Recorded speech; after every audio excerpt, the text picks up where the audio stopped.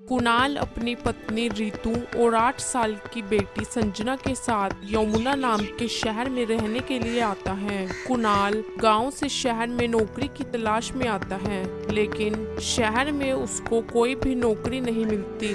एक शाम जब कुणाल और रितु घर के बाहर खड़े होते हैं, उनके साथ मोहल्ले के कुछ लोग भी खड़े होते हैं। तभी उनकी पड़ोसन विमला वहां पर आती है और उनसे बोलती है, अरे भाई, तुमने कोई सब्जी वाला देखा है? नहीं, हमने तो नहीं देखा। सुबह से कोई भी सब्जी वाला नहीं आया। हाँ बहन विमला, बात तो तुम सही कह रही हो, सब्जी तो हमें भी लेनी थी, लेकिन सुबह से कोई नहीं आया। आएगा भी कैसे? बाजार में सब्जी की हड़ताल जो चल रही है, पीछे से पूरी सब्जी आ नहीं रही। भयंकर गर्मी के कारण किसानों की फसलें सूख रही हैं, जिसके कारण सब्जी का उत्पादन कम हो रहा है। अब शहर में भी कोई खाली जगह नहीं है, वरना यहीं पर ही सब्जियां उगा लेते। तभी कुणाल की नजर सामने पड़ी खाली जमीन पर पड़ती है। वह सामने जो खाली जमीन है, हम उस पर सब्जियां उगा सकते हैं। तुम पागल तो नहीं हो गई कुणाल? कैसी बातें कर रहे हो?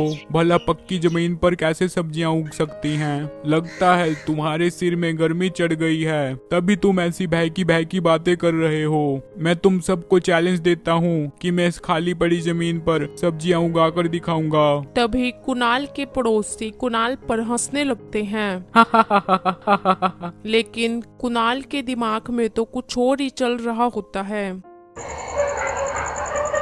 अजी, आपने मोहल्ले वालों को कह तो दिया, लेकिन आप पक्की जमीन पर सब्जियां कैसे उगाओगे? वह सब तुम कल देखना। अगले दिन कुणाल खाली पड़ी जमीन पर ढेर सारी मिट्टी गिरवा देता है।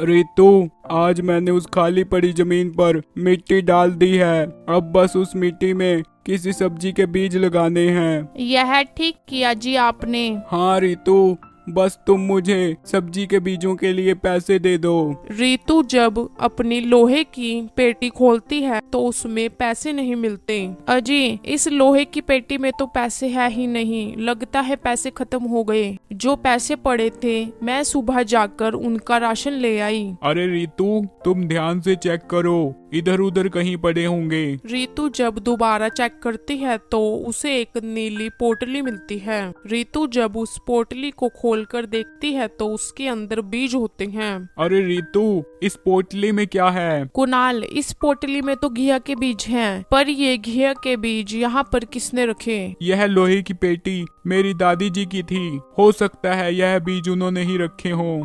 कुणाल उन बीजों को लेकर खाली मिट्टी में बो देता है। कुछ दिन बाद उस मिट्टी में ढेर सारी घिया की बेल लग जाती है और उन बेलों पर घिया लगने लगती है। यह देखकर कुणाल और रितु बहुत खुश होते हैं, लेकिन वह देखते हैं कि हर बेल पर नॉर्मल घिया के साथ साथ लाल रंग की घिया भी लगी होती है, जो दिखने में खराब होती है। अजी, मुझे यह लाल घिया खराब लगती है, हमें जल्दी से सारी बेलों से लाल घिया हटा देनी चाहिए, कहीं यह दूसरी घिया को भी खराब न कर दे। बात तो तुम सही कह रही हो रितु।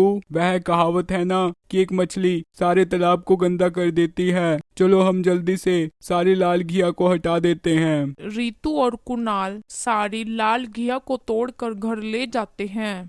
अजी, आप खराब घिया को तोड़कर घर क्यों ले आए? और हम इतनी खराब लाल घिया का क्या करेंगे? रितु, हो सकता है कि इसके अंदर के बीज ठीक हों। हम उन बीजों से आगे की फसल के लिए बीज तैयार कर लेंगे। कुणाल, आप बात तो सही कह रहे हो, मैं अभी एक घिया को काट कर देखती हूँ। रितु जब घिया काट कर देखती है तो वह हैरान हो जाती है, क्योंकि उस घिया में बीजों की जगह सोने के सिक्के निकलते हैं। वह घिया अंदर से सोने के सिक्कों से भरी होती है। अजी, कितने सारे सोने के सिक्के, अब तो हम अमीर बनने वाले हैं। अरे हाँ रितु, मुझे तो लगता है यह कोई चमत्कारी घिया है। अब हमें अमीर बनने से कोई नहीं रोक सकता।